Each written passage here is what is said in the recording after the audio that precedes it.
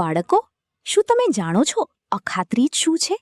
આવો એક મજાની વાર્તાથી સમજીએ. એક ગામમાં મોનુ અને સોનુ નામના બે નાના બાળકો રહેતા હતા. એક દિવસ મોનુએ પોતાની મમ્મીને પૂછ્યું, મમ્મી, અખાત્રીજ એટલે શું? મમ્મી સ્મિત કરીને બોલ્યા, બેટા, અખાત્રીજને અક્ષય તૃતીયા પણ કહે છે. આ દિવસ ખૂબ જ શુભ માનવામાં આવે છે. સોનુએ ઉત્સાહથી પૂછ્યું, શુભ એટલે શું? મમ્મી બોલ્યા, શુભ એટલે કે આ દિવસે જે પણ સારા કામ કરીએ તેનું ફળ ક્યારેય ખતમ થતું નથી.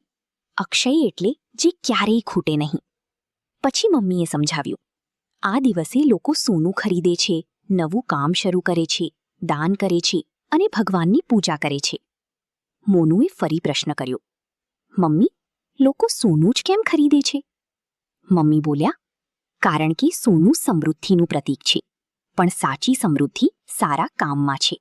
એ સાંભળીને સોનુ બોલ્યો, તો આપણે શું કરી શકીએ? મમ્મી હસીને બોલ્યા, તમે આજે કોઈને મદદ કરો, ભૂખ્યાને ખવડાવો અથવા સારું કામ શરૂ કરો, એ જ સાચી ઉજવણી છે. એ સાંભળીને બંને બાળકો ખૂબ ખુશ થયા. તે દિવસે તેમણે પોતાના જૂના રમકડા ગરીબ બાળકોને આપી દીધા અને વૃદ્ધ દાદીને મદદ કરી. સાંજે મમ્મીએ કહ્યું, આજ તમે સાચી અખાત્રીજ ઉજવી છે. બંને બાળકો ગર્વથી સ્મિત કરવા લાગ્યા.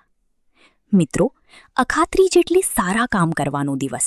સોનાથી વધારે કિંમતી સારા કર્મ છે, માટે બીજાને મદદ કરવી એ જ સાચી ઉજવણી છે.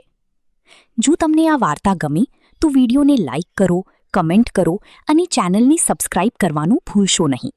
તમારા મિત્રો અને પરિવાર સાથે જરૂર શેર કરો.